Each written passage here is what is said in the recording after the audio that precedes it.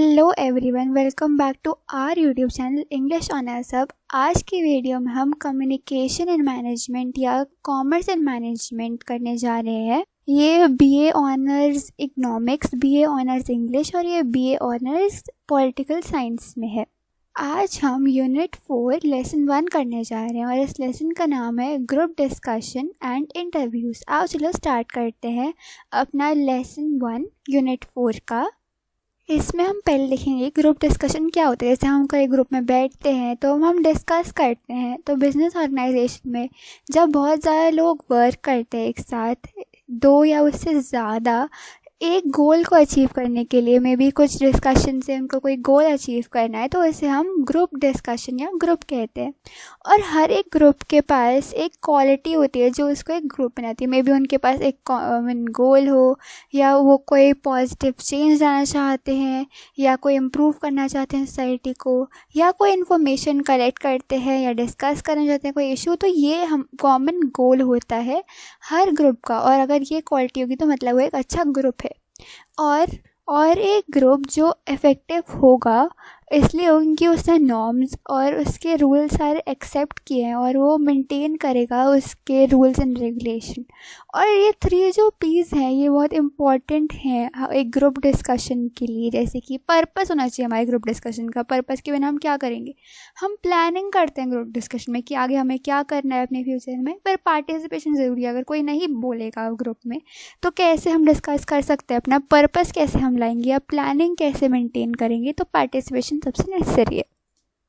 और हर एक मेंबर जो भी ग्रुप में होगा उसको पता होना चाहिए डेट क्या है, हमारी मीटिंग हो रही है, या टाइम क्या है, या प्लेस क्या है।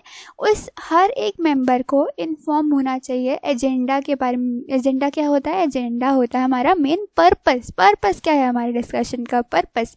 और इसमें फिर प्लानिंग हो जाएगी और सब पार्टिसिपेट करेंगे, तभी उनको डेट, टाइम और प्लेस बताया जाएगा। और एक मेंबर को वो ग्रुप लीडर बनाते हैं जिससे वो मेंटेन कर सकें ग्रुप, जो सबको संभाल के आगे चले। अब हमारे पास कुछ एडवांटेजेस हैं ग्रुप डिस्कशन की, चलो पढ़ते हैं ये।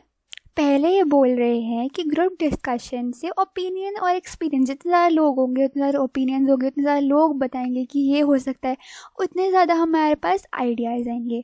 अगला है हर एक डिपार्टमेंट से एक एक बंदा आएगा तो अपने डिपार्टमेंट को रिप्रेजेंट कर सकता है।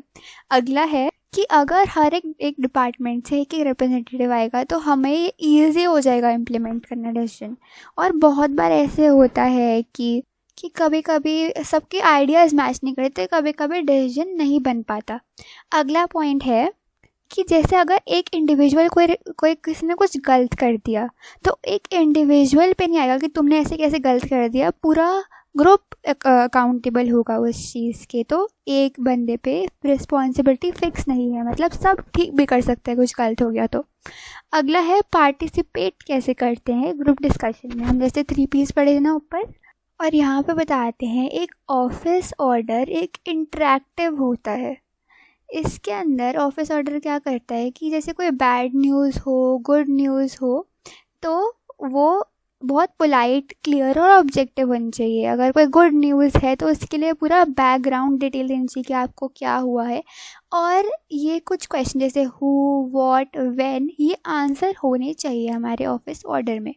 अब जैसे हमने पढ़ा था ऊपर कि ग्रुप लीडर की ज़रूरत होती है ग्रुप को आगे से लाने के लिए, तो यहाँ पे ये बोलते हैं रोल। उससे क्या होता है?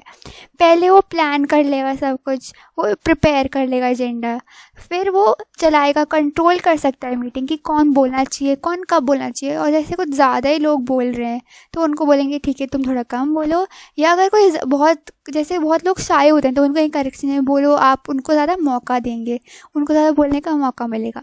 अगला है मेंटेन करना मीटिंग में, मतलब कोई पार्शियल डिसीजन नहीं होगा, वो एकदम सही, एकदम करेक्ट डिसीजन लेगा जो हमारा रोल मॉडल या हमारा लीडर है। अगला है पार्टिसिपेंट्स का रोल क्या होता है। अब तो हमें ग्रुप लीडर का बदल गया रोल, पर हमें पार्टिसिपेंट्स का रोल देखते हैं। पार्टिसिपेंट्स को एक गुड लिसनर होना चाहिए, क्योंकि जो एक गुड लिसनर होता है वो एक गुड स्पीकर भी होता है। जितना अच्छा हम सुनेंगे उतना ज़्यादा हम एफर्ट्स भी डाल सकते हैं। हमारा बिहेवियर हमेशा कॉर्डियल, मतलब हमेशा हमें मिलजुल के डिसीजन लेना चाहिए, अपना पॉइंट भी रखना चाहिए, पर ये नहीं अड़े रहें अपने पॉइंट पे, हमें दूसरा का पॉइंट सुनना चाहिए। और हमें रिस्पेक्ट करना चाहिए दूसरों के व्यू पॉइंट भी। ये नहीं कि अरे यार तुमने मेरा व्यू पॉइंट क्यों सुना, हमें सबके व्यू पॉइंट सुनने रहने चाहिए। और मतलब हमें फोर्स नहीं करना चाहिए, ठीक है नहीं सुनना मत सुनो, बट हमें अपना कभी व्यू पॉइंट किसी पे फोर्स नहीं करना चाहिए, कभी भी लड़ाई नहीं करनी चाहिए कि नहीं तुमने मेरा सुना क्यों नहीं, ऐसे नहीं करना चाहिए। अब ग्रुप डिस्कशन के कुछ क्वालिटीज़ होते हैं कि एक ग्रुप डिस्कशन में क्या होना चाहिए।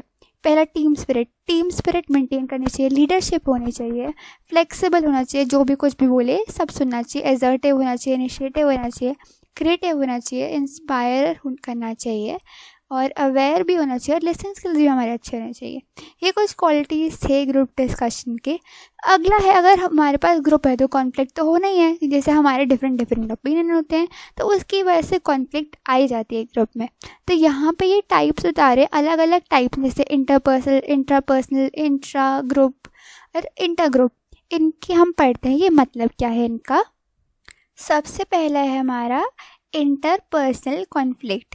ये तब होती है जब दो पीपल लड़ते हैं, मतलब उनके में व्यूज़ नहीं मैच होते तो वो लड़ते हैं। उनसे हर एक का दिमाग अलग है। ज़रूरी नहीं है कि जो आप बोलो और मैं बोलूँ वो सेम चीज़ों में भी आपके इस कॉन्फ्लिक्ट टॉपिक पे अलग राय हो, मेरी अलग राय है, तो हमें डिसएग्रीमेंट हो जाता है। ये होता है इंटरपर्सनल कॉन्फ्लिक्ट, ये दो लोगों के बीच में होती है। अब इंट्रापर्सनल जो हमारे दिमाग में चल रहा होता है, हमारे यार कि ये मुझे करना चाहिए आज के नहीं, कि मुझे आज वीडियो बनानी चाहिए कि नहीं, मे बी मुझे आज ये लेसन पढ़ना चाहिए कि नहीं, तो ये हमारे दिमाग में जब चलता रहता है अलग अलग थॉट्स, हमारे इंटरनल थॉट्स को हम इंट्रापर्सनल कॉन्फ्लिक्ट कहते हैं।